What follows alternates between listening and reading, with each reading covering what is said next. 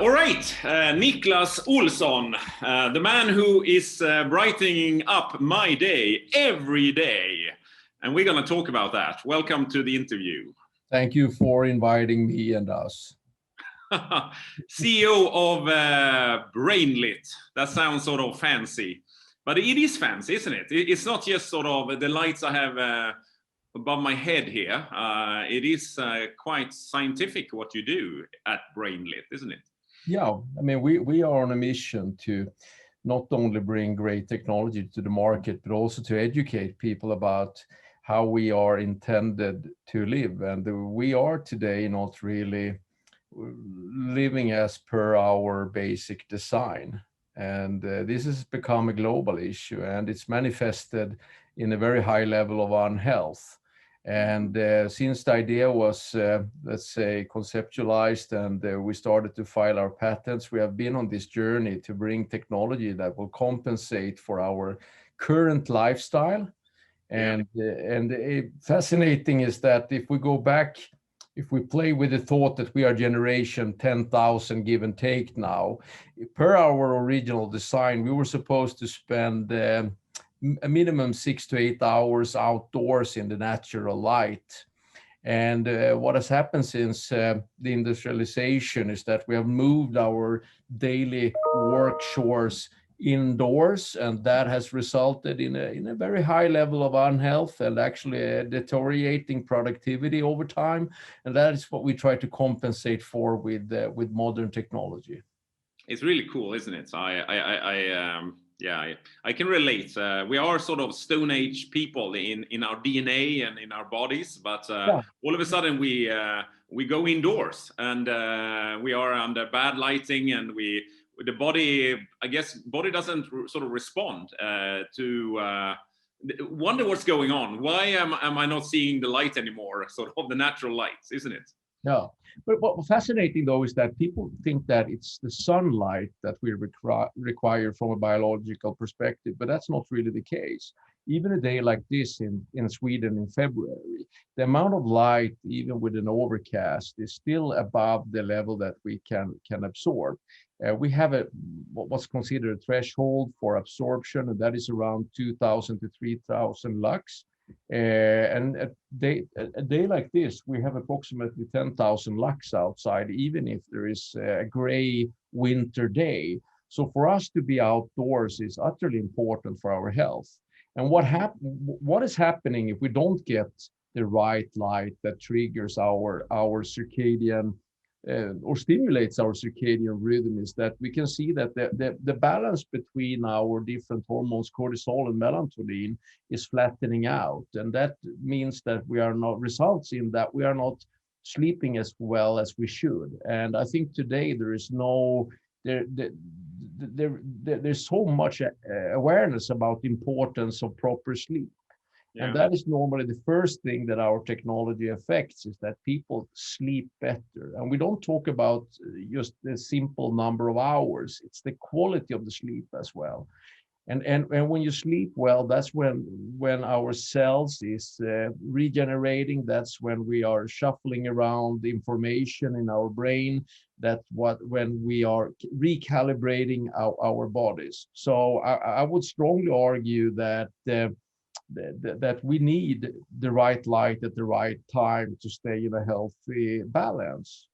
And during the COVID pandemic now, we have seen a number of effects that really indicates the importance of light, that when we don't get enough of the right light, our immune system is not working the way it should.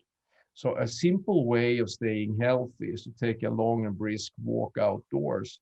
But if you can't do that for different reasons, you should use a technology that will give you the same kind of artificial stimulation.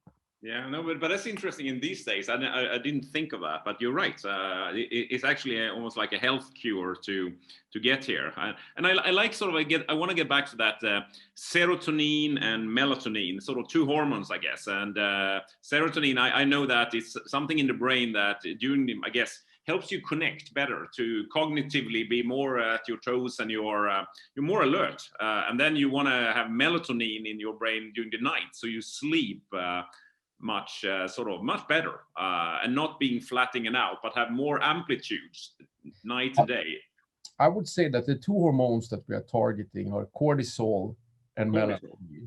Okay. Serotonin is more that gives you the color of your skin, etc. But that could be important as well for No, you. I think serotonin. Well, I could be wrong. You're probably the expert here, but you're saying cortisol and melatonin. Is that what you want? Yeah. Cortisol is perceived to be the stress hormone, and we need that to stay agile. We need that to be analytical and to process information efficiently. But since if you have too much of the cortisol, it will become a problem, because that's when you are overstressed, or you are you become I mean, it's today considered to be also a stress indicator. But we need the cortisol. That's what made us become good hunters, Stone Age, in the early days. Back to the Stone Age again. I love to see the journey of mankind and how we have used different situation, and how that has formulated us as a group, or as a species. The thing is that when we started our journey, and what made us survive in the early days, was that we have different circadian rhythms. And that means that to protect the entrance to the cave, we needed people that were very alert in the morning. Their cortisol started to pump earlier than others. And then we needed to have farmers and hunters that were efficient and highly productive during the mid of the day. They had a delayed circadian rhythm. And then to protect the cave in the evening and during the night and keep the fire burning, we needed to have very late chronotypes. So when you have your cortisol peak or your melatonin peak, varies highly between individuals. That's why one solution does not fit everybody. And coming back then to, in a modern office environment, we want to offer everybody a highly productive environment. So we cannot just project one light environment. We need to tailor-made it after every individual's unique needs. So actually our work condition today goes back in the early days, when we needed different chronotypes to survive. And despite our technology development, we are still mammals that are pre-programmed from the beginning of the day, so to speak. Yeah, I haven't thought of that. You know, your daily, then this circadian rhythm, it's different between people, and that's good for the survival of mankind, as you said. I thought that was interesting, because I certainly heard, if we're back to COVID again, that the reason why we have different blood groups is that some blood types are less susceptible for a certain disease. So if everybody would have had the same, we could have all died out. But the fact that we have different, I know I'm actually have, you know, I have blood type 0, 0, which is what I've read is good at the COVID days. It's sort of it's tend, you know, to have less sort of impact of that, whereas some others have slightly more. But it's all about the survival of the whole mankind, really. It's interesting. And you're mentioning now also with the circadian rhythm that you have during the day, that is also different for the reasons it's been developed over the years. You're back to the Stone Age again. Yeah, and what is fascinating is that we react so quickly to the right light. And what I find fascinating is that approximately 20% of our genome needs to be stimulated by light. We are in that sense quite simple. I mean, as a species, that we require 6 to 8 hours per 24-hour cycle with natural light to stay healthy. And not only does this variate between individuals, it also variates where you have your genetic origin. So let's say, for example, that your ancestors, this is not about the last 2 or 3 or 10 generations. This goes back maybe 1,000 generations. So if you have your historical origin from the Mediterranean area, you actually need 5 times more light to produce the same amount of vitamin D as a Scandinavian. Yeah. If you have your origin from the equator, you need approximately 10 times more light to produce the same amount of vitamin D. So not only do we need the light at different time to stay healthy, we also need different amount of light to stay healthy, depending on where we have our genetical origin.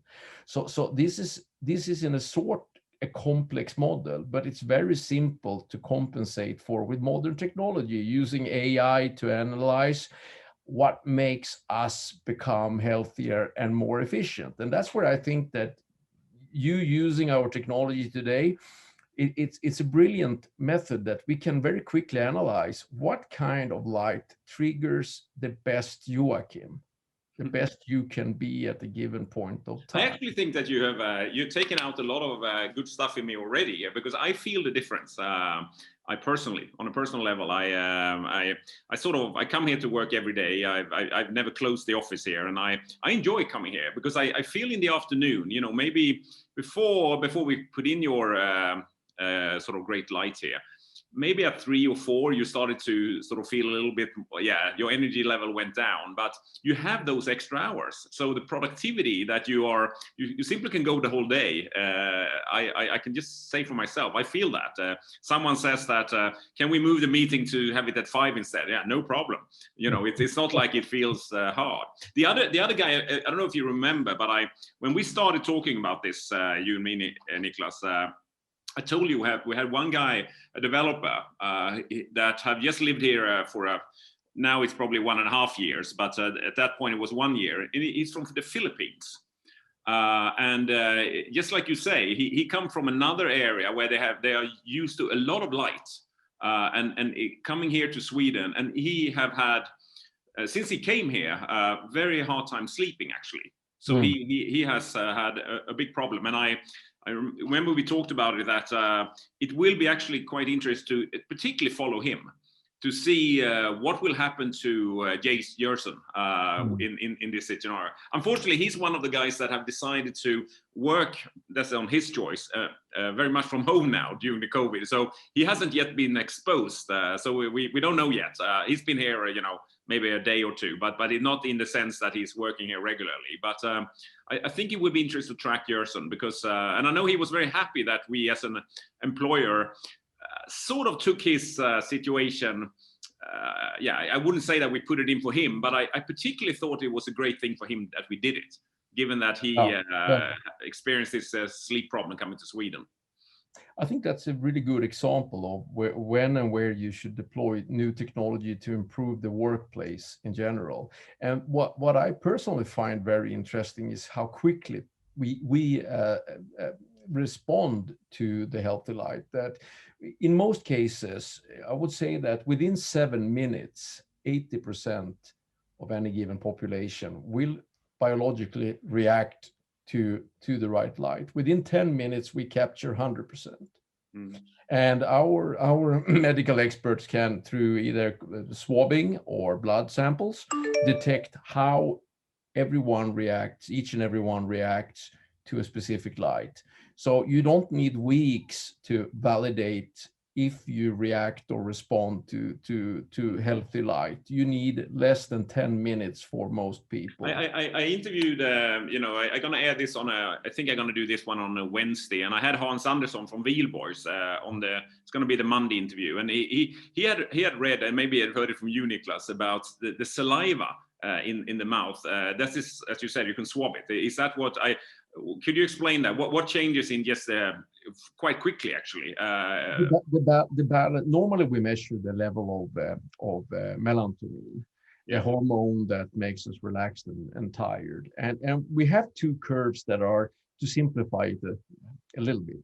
The curve between the difference between cortisol and melatonin is what generates the sleep and wake cycle.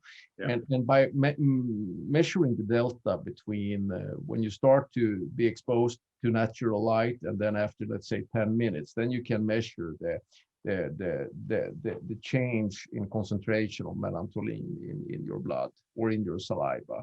So it's a very direct method of measuring the difference before and after, and that's what we use to indicate that you are responding to the technology.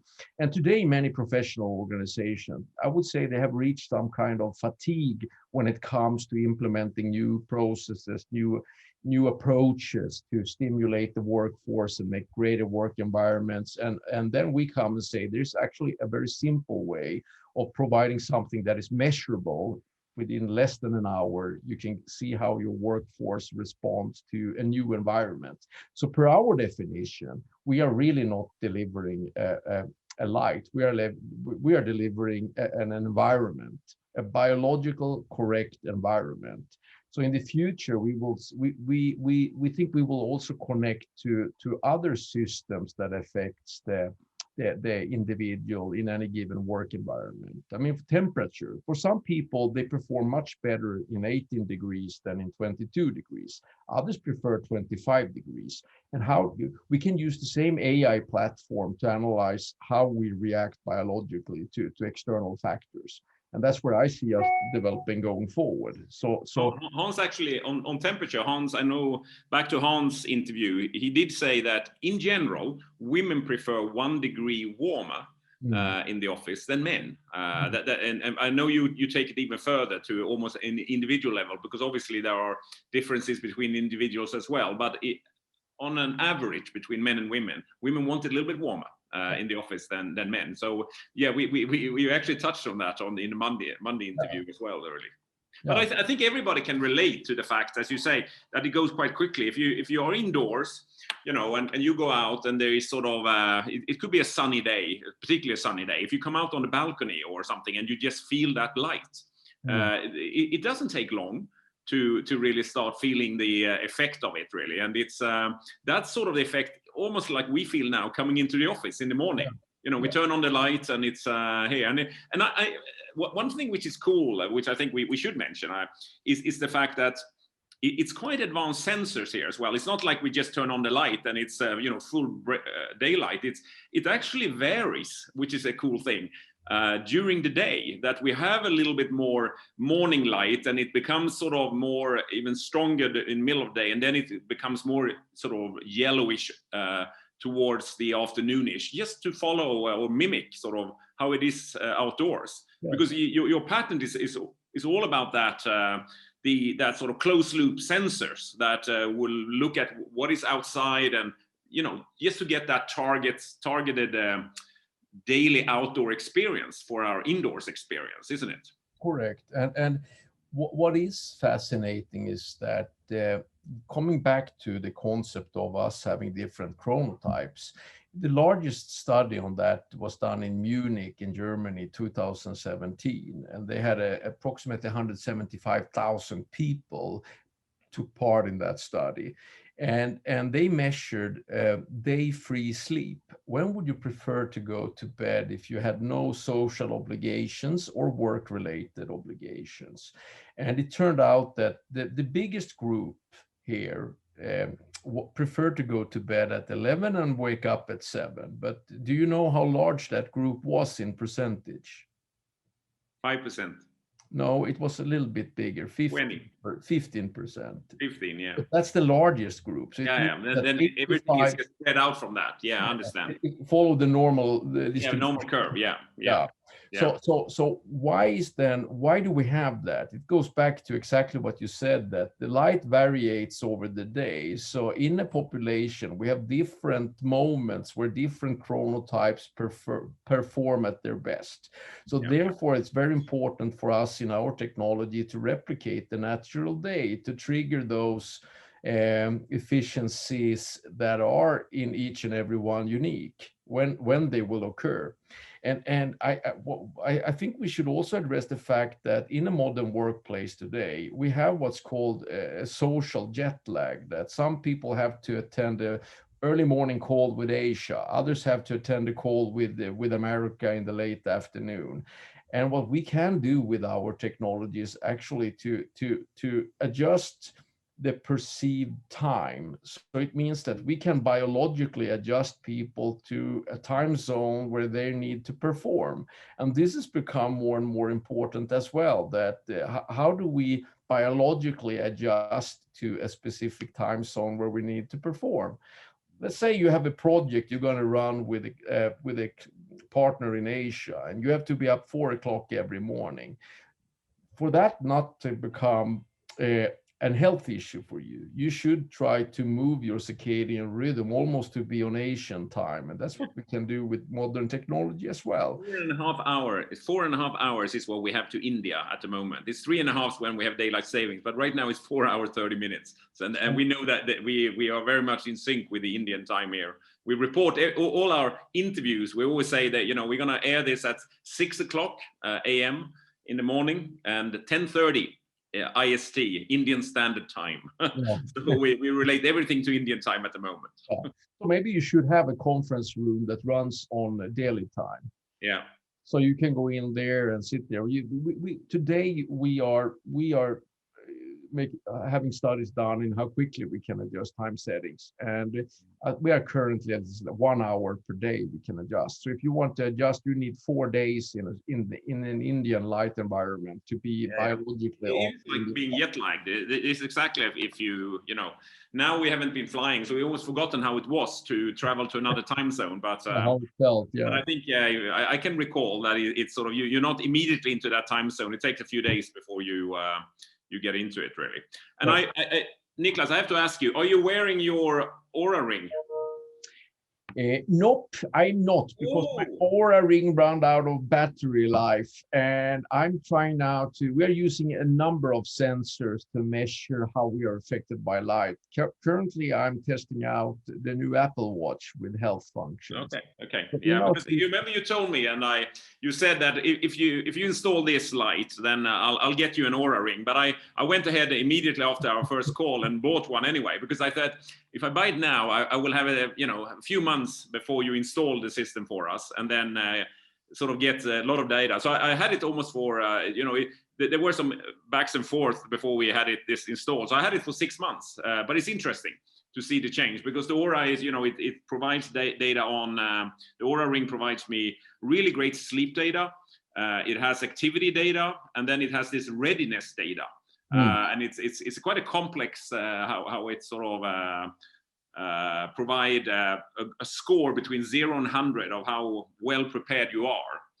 For me, actually, the Aura ring complains to me. I sleep a little bit too few hours, but that's just like my mother. She never used to sleep much either. So I think that I think I have that from her. We don't need too much sleep, I think.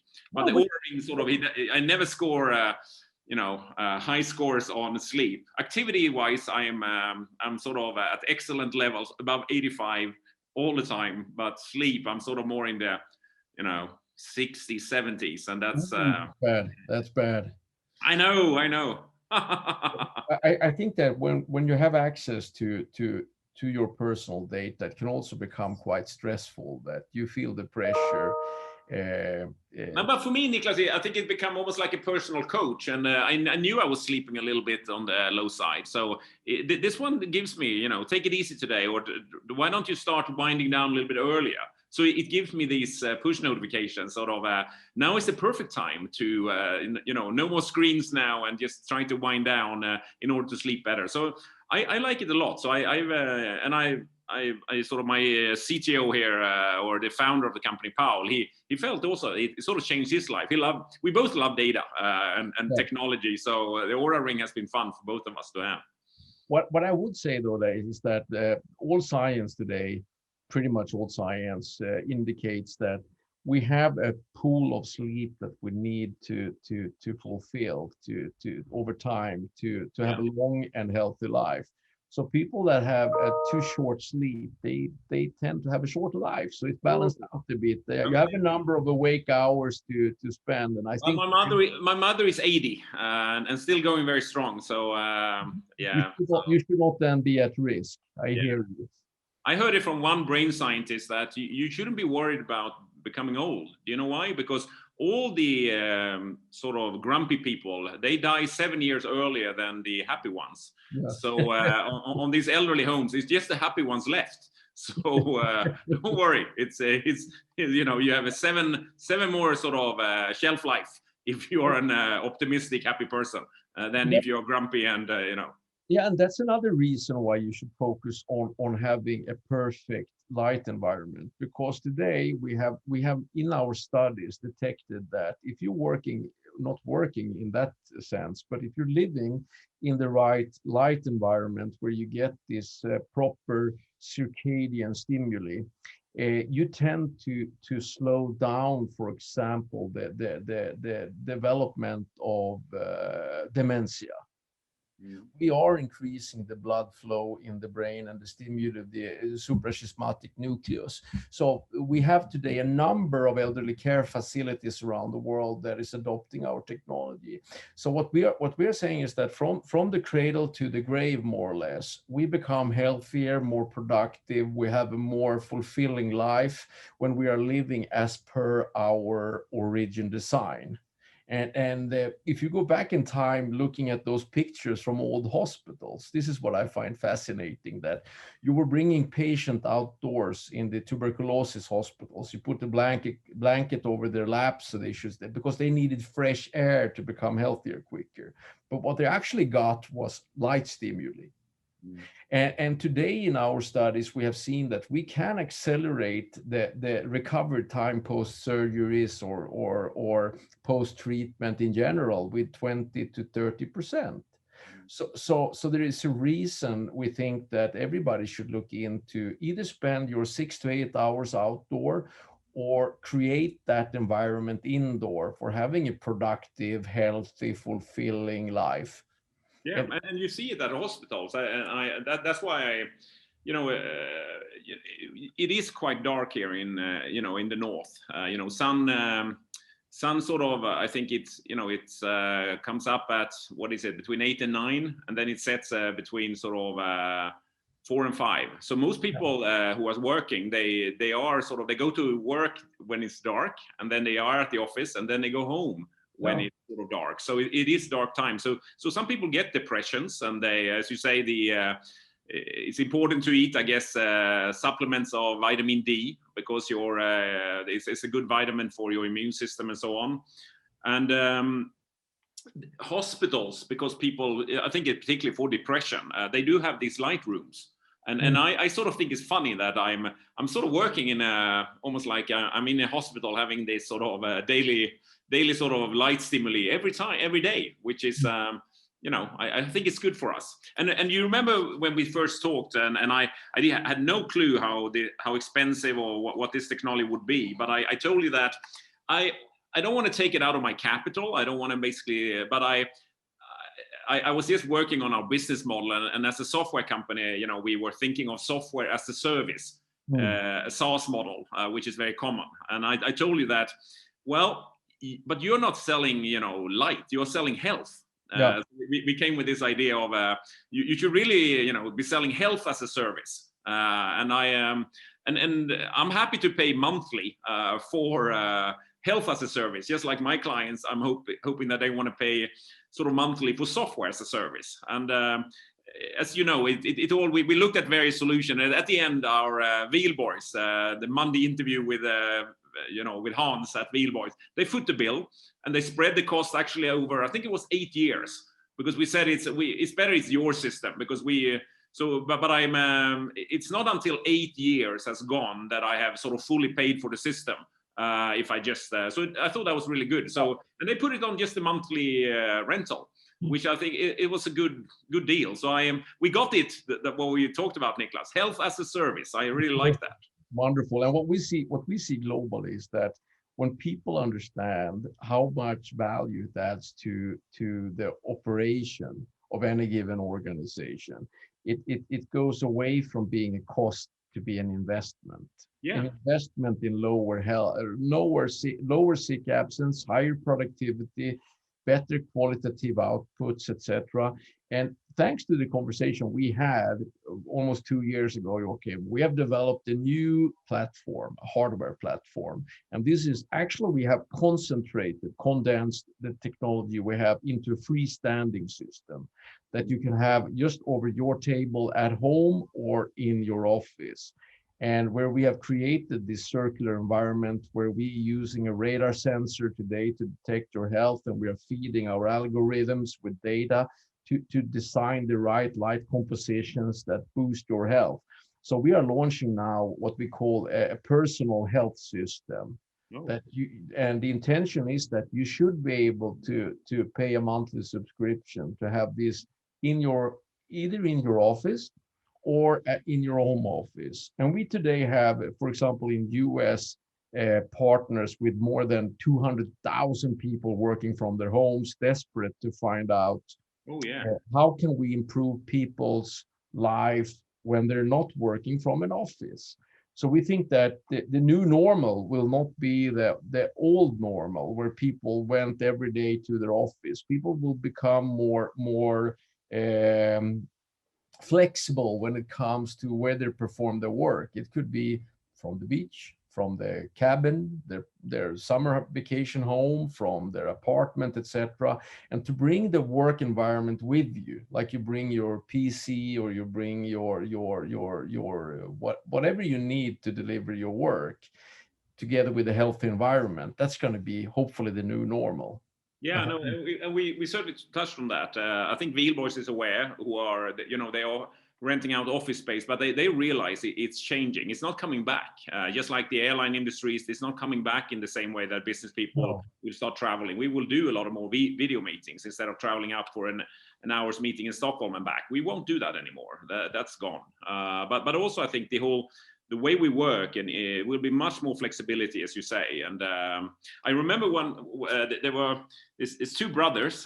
They've written a book called the Book of Ideas, and it's been spread all over the world. It's a lot of good anecdote. Their whole concept is that every new idea is typically a combination of two old ideas that you put them together, and that's how a lot of creativity is being created.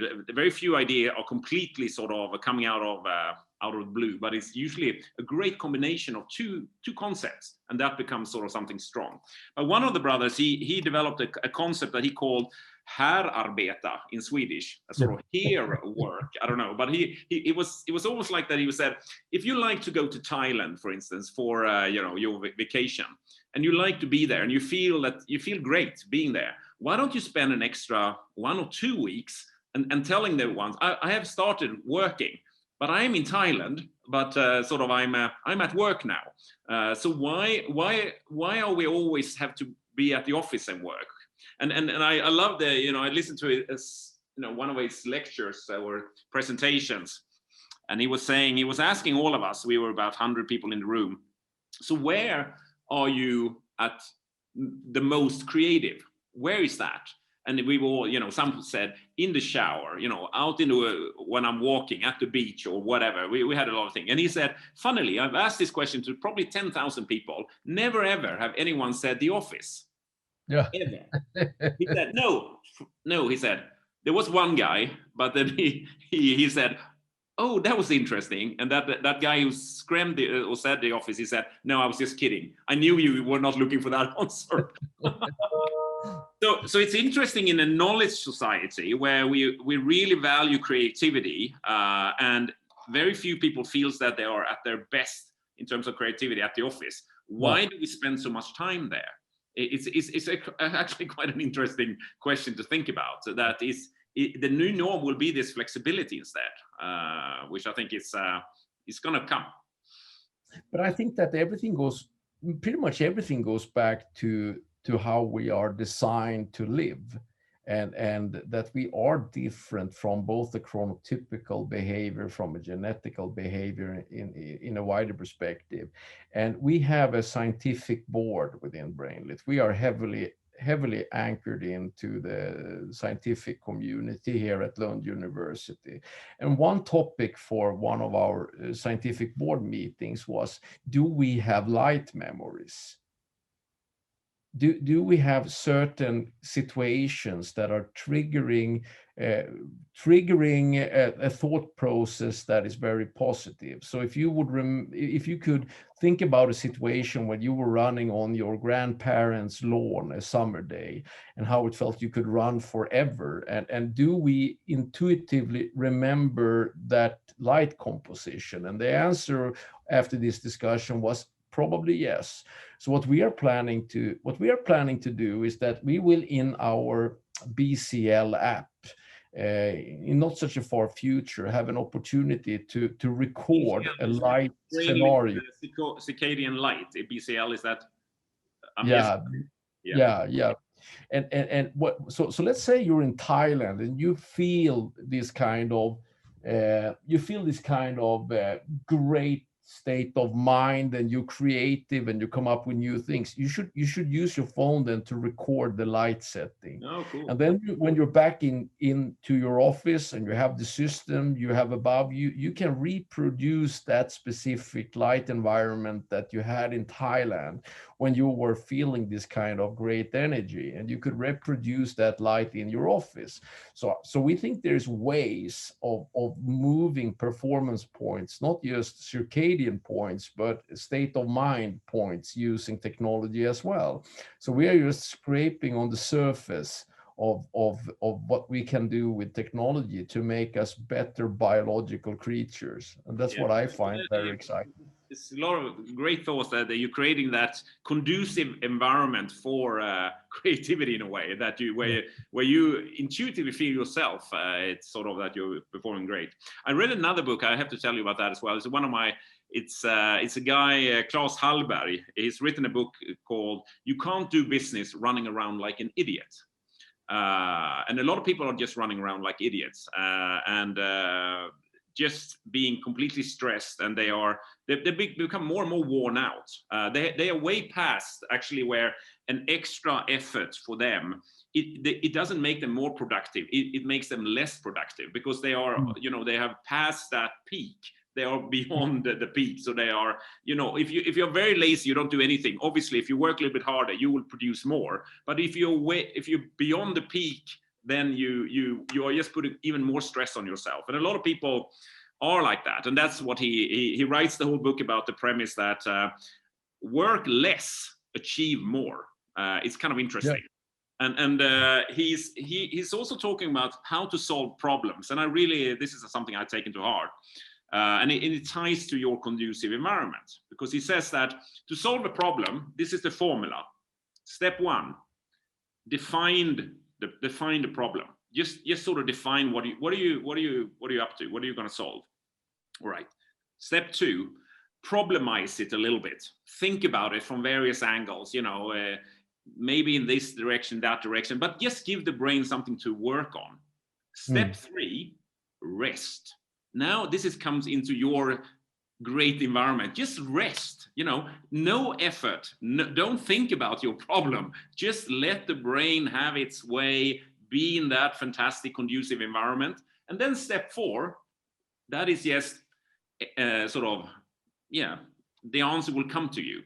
There is no effort. So after you've just defined the problem, you problemized, just be in a nice environment, out on the beach, walk in the woods, be in the shower, just relax, and then the answer will come to you.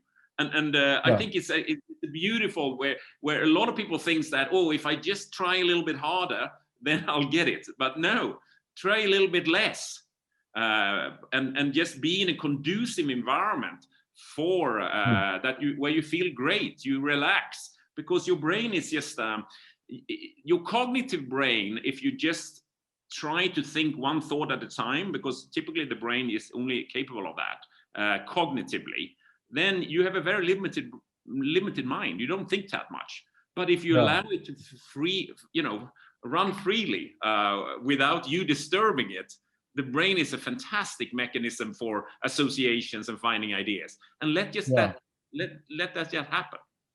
Yeah.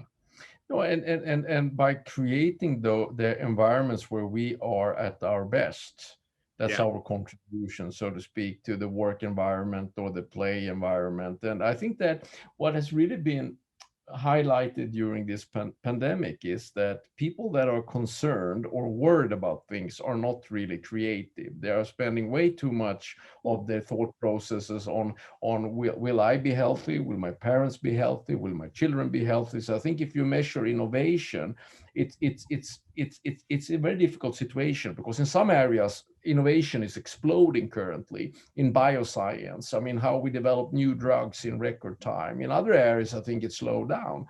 So part of what we are doing is to offer this kind of healthy and safe environments. And we have actually utilized our system in a new way, that we can run it conceptually backwards. So instead of creating super healthy environments, we can also create super unhealthy environments that will actually kill pathogens. So not only humans, but also viruses and bacteria are highly sensitive to different kind of lights.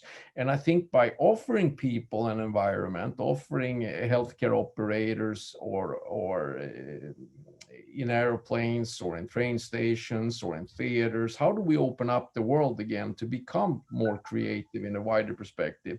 We can also here use technology to create what we define as safe environments. So we are running tests now that is fascinating, that we have reached now what's called log 1 reduction of viruses in less than 2 minutes. So we can actually, using light, we can terminate SARS-CoV-2 in less than 2 minutes and reach 90% deactivation level. It takes us less than 6 minutes to get to log 3. That's 99.99%. Wow. And we are today selling this technology, and we do it because we think it's the right thing to do, to also focus on other aspects than just the healthy part. How do we create the safe environments where people can work, play, and live? And that will also drive innovation. It will also drive productivity, that you feel comfortable, you feel protected and safe. And I do think that many employers around the world, they need to really think about what kind of environments they want to offer their employees. This is going to be a huge factor in competing for the most talented staff. Yeah, no, and I'm actually proud that we have very little attrition. People don't leave countries. If they once here, they stay. Very few leave, and we have a great place where people just love working here, and it's a good thing. And it comes from the office environment. It comes with these things like your light. But I actually next. On Friday, I'm going to touch on, I haven't done this interview yet, but I'm going to interview a girl that contacted me around leadership, because that's some of the soft factors. That how are you providing a conducive environment in terms of leadership and at the office environment, so everybody could perform at their genius level. A little bit of what you talked about before. How do we get everybody to their genius level? And it's about a lot of these factors that you talked about, light and creating that environment. But it's also about some of the soft factors that people socially, and they are being seen, and they're being heard, and they feel they have a lot of autonomy to develop their work, and all these things come into play. And it's going to be interesting. So I'm going to do that. Also this week, I'm going to interview Anna this week, and this will be conclude the office series. So I've had Wihlborgs then from sort of in a way real estate. They put out the outer frame for us. You create great things indoors for us, and then this is a little bit on the soft side with Anna. So it's going to be a great the office week. What I think you will over time see as fascinating is the fact that your staff will become from I would say cognitive perspective smarter working in your office.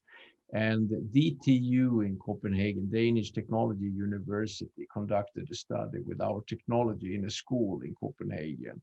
And over a 6 months period, they noticed that the children that was studying in the right environment, in the circadian stimulating environment, they became 11.8% smarter, so to speak, if you define smartness with cognitive performance. And this study is actually what generates a lot of interest today from banks. Just imagine if you're a bank with 1,000 analysts, and you can have them to become 11.8% smarter. And I do think, coming back then to leadership, if you can use technology to make people smarter, but you can also use the same technology to make them become more reflective, because the kind of environment that triggers your cognitive effects and your productivity is not necessarily the same environment that affects your ability to process, let's say, leadership related issues. So in schools, we have developed various kind of light recipes. So we have, for example, the math light.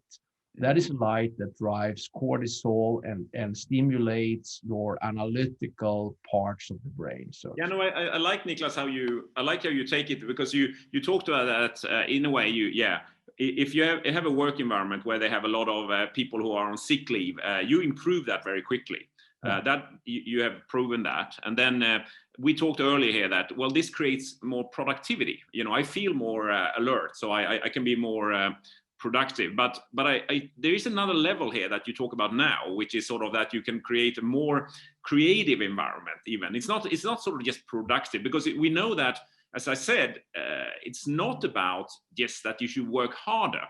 You should probably work less, but you need to be in a conducive environment, so your cognitive skills and these creative skills are actually performing at their best, which is not just, it's not just like Klaus Hallberg said, and you can't do business running around like an idiot. It's not about working harder. It's about sort of probably having the right balance here between rest and your how you are when you perform and how you rest, in that combination, and all these things fits together in quite a complex, holistic view. Which and I like that you are touching on the creative level as well, not just the productivity, which it's almost like Taylorism, isn't it? How we measuring people standing at in factories and measuring productivity in that sense. And now I like that let's look at some of the softer things as well. But then coming back to your view on the leadership aspects of a work environment, that if we go back in time, when did people tell stories? When did people sit down and reflect over the day, and when did they transfer knowledge? On fire. Yeah. What kind of light environment did we have then? Well, it was in the tail end of the day when the light was softer. What happened with our cortisol during that period? It goes down.